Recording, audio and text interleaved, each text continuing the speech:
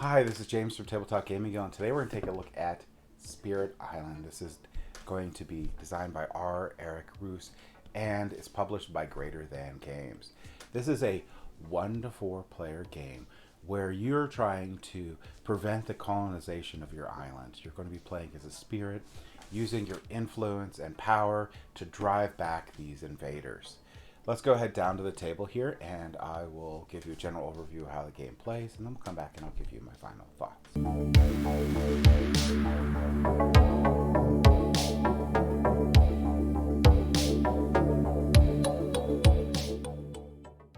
Okay, so this is what a 4-player setup of Spirit Island might look like. Spirit Island's a cooperative game, and what you're going to do throughout this game is you're going to try to defeat the colonizers to win the game. And that level, or what you need to do, is set over here. So you need to, for terror level 1, you're going to need to wipe out everything. You'll need to light up the settlers, the towns, and the cities. But as the game goes by and you gain these fear cards, and I'll show you how in a little bit, the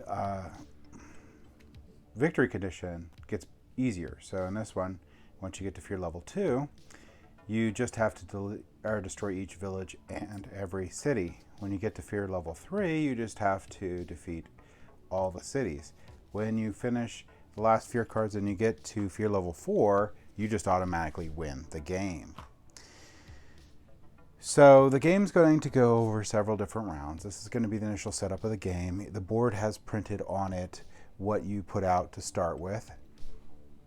And I even forgot a place. I need to put a little Gahan hut there. So you also need to go and pick one of the gods that you want to be. And there's some starter gods on here. They're going to show you the complexity level. I would highly suggest, if this is your first game, you're going to go with the low complexity level gods. There's 8 of them that come with the game, and 4 low complexity level ones that you can pick from. It gives you a little background on the spirit, and then it gives you the setup. After you've done that, then you're going to flip this over, and you have your starting presence on the board. This one happened to be you place a blue in the highest marshland. So I'll place one right there. Whoops, marshland, sorry. Place one right there. Highest. Wow, double failure. Goes right there. All right, then you cover these over because you have not gained that level to get those rewards yet. So, all right, now that that's all covered over and all the gods have been set up on the board, you are ready to start. Now, the game's going to go over several phases. So if you look here, you're going to see, you're going to do the spirit phase and then the invader phase. The invader phase is pre-programmed. You're just going to do these things in order, and then time passes and the game continues. You can lose the game a couple different ways. All the presence of one of the gods is wiped off the board, you lose the game. If all these blight tokens leave, you lose the game. So, and those are the 2 most common ways to lose the game, and the easiest ways to do that. You also get 4 starting powers cards with each god, and those go into your hand. So on your turn, you can first do your growth. So you're going to pick one of the 3 across the top here. I'm going to lift this up for a second. The first one here, you get to pick all the cards that you've played. So wherever you play cards throughout the game, so get discarded. You gain a power card from over here. So you can gain a major or minor power card. Whichever one you pick, you're going to draw the top 4, pick one and discard the rest. If you pick a major, you have to remove from game one of your regular cards. So you probably don't want to do major powers right off the bat. You probably want to do some minor powers first. Plus, it's harder to pull off some of the major powers because you need more resources, which we'll go over in a second. You also gain energy. So you'll gain energy listed here. So right now, if I did that, I would gain 1 energy, which I can use for casting these different spells. The second one is I could place up to 2 different influence on the board. And how you would do that is I would take it from here or here, doesn't really matter, and I have to put it adjacent to my existing influence or on top of one of my existing influences. So I could place one here, and I could place one on top. The reason why you want to do that is some cards require there to be a spiritual sight, and you have to have two of these stacked on top of each other to have a spiritual sight. Some gods have unique all gods have unique abilities, but this one happens to say that if I have a influence in a wetland, it's automatically a spiritual sight. So that's why I did that. Or I could chain them like this if I wanted to. But for right now, I'll do that. The other thing you could do here is you can gain one power card, so you can get it from there, and you can place two influences in any province, so you can make that spiritual sight right off the bat. You could also play any number of cards that you have the resources for, that the cost is up here. When you play the cards, you will get either a slow or a fast action. If it's a fast action, it's going to happen immediately right now. You'll do the effect on the board. If it's a slow action, you're going to wait until after the invaders attack. You will also gain these resources that are shown here, and you can use those resources for several different things. Some of them have like better abilities down the bottom you can use those resources for, or you could fire off their innate abilities. And innate abilities can be fast or slow. Mine happens to be slow, and the more resources you use, the more powerful that innate ability can be. So after you've done that, decided what cards you're going to play, decided where you're going to put your influence out, then it's the invader's turn. You're going to use this board over here. And what's going to happen on this board over here is you're going to programmatically go through each of these phases. So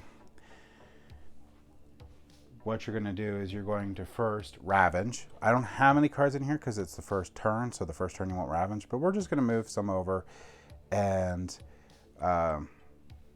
progress the game a little bit. So I would have built. So the rules for building are if there are more towns than cities, then you're going to build a city. But right now there is going to be same amount of cities. So I'll build one here. Then the next place could be like a city and a town here. And we'll do that. So we'll just throw in some more stuff out. Throw another one here. So now we have a board full of stuff. The next thing you're going to do is you're going to move. You're going to, let's say this is a new turn. So basically we did that. We would have placed some places out in M. We would have had, and then that would have moved over to build. We didn't build, but first we do Ravage, then build.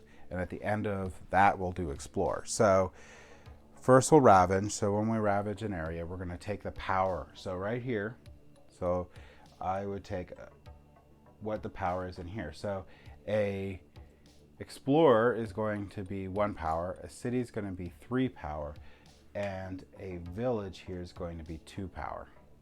If you do 2 or more damage to the land, you will place a blight token. So you'll place a blight token from here onto the board.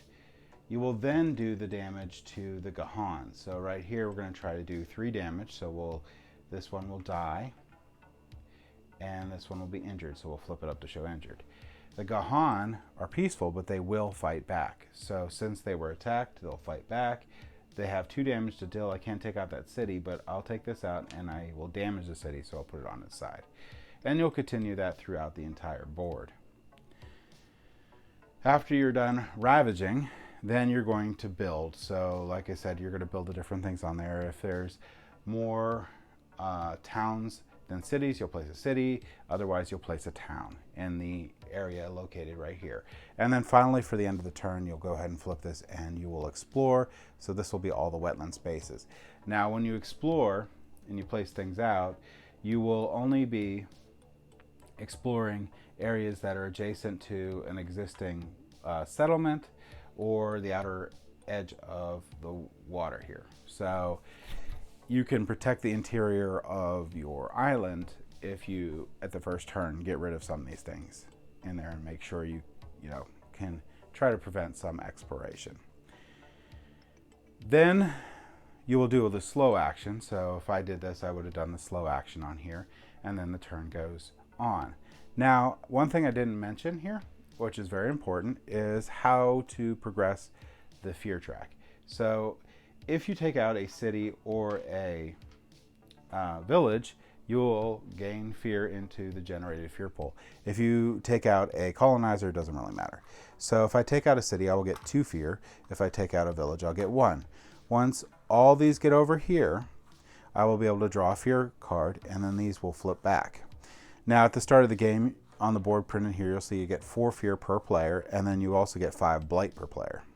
So you're trying to keep track of that blight and trying to prevent it from running out. So when you get a fear card, you'll draw it, place it face up, and then you will get to actually play these cards. And when you play these cards during the Invader phase, the fear level will determine what ability goes up. So these will become more powerful as your fear level increases. Once it's played, it goes into the fear discard pile. And you can have more than one fear card fire on a round.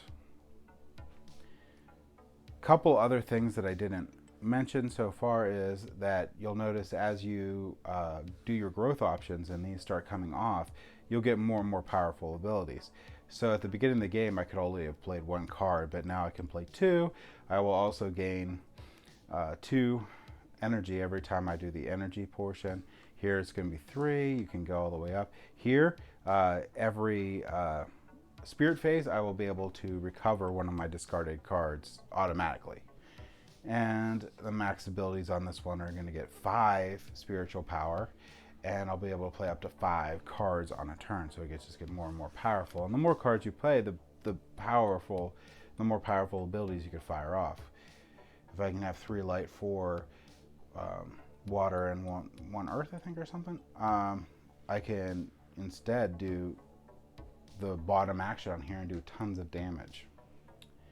Now, one other thing that I didn't mention is when they attack and they blight the land, whenever you place a blight token, if you have one of your influence markers on there, they get removed. Also, another really dangerous thing is if there's already a blight token there and I place another blight token, so I have 2 here, I will have to place another blight token, my choice, adjacent. And these can cascade, so you have to be very careful. You could be blighting the entire board, and once that runs out, you lose the game. And also, with more coverages, you're going to lose a lot of your influence in the area. When you lose your influence in the area, so let's say I lost this one, it doesn't go to my board, it goes out of the game. So I still keep the powers that I unlock through the growth action while I was playing. And you don't have, you could take 2 from like one side if you wanted, or whatever you wanted to do for that. You don't have to evenly take it like I was.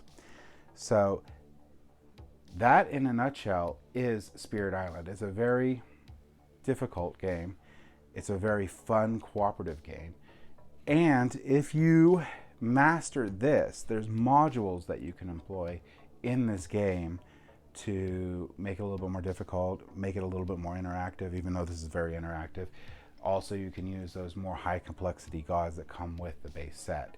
And again, it comes with 8 different gods that you can, or spirits, or whatever you want to call them, that you can play with. So there's a lot of variability in just which ones you use, and there's a lot of variability in where the invaders go out on the board, and all sorts of fun stuff. So let's go ahead back up to the table here, and I'll give you my final thoughts on Spirit Island. So Spirit Island is hands down my favorite cooperative game, period. This is my number 1. This game is amazing. There is so many decisions that you get to make in the game, so many different avenues of victory and or defeat that you can take through your strategies. A lot of tension with the colonizers coming in, and Gahan started getting wiped out, and a lot of different things that you have to decide. How you're going to position the Gahan, how you're going to use your powers best, how are you going to put your influence out there, because you don't want your last influence token to go away.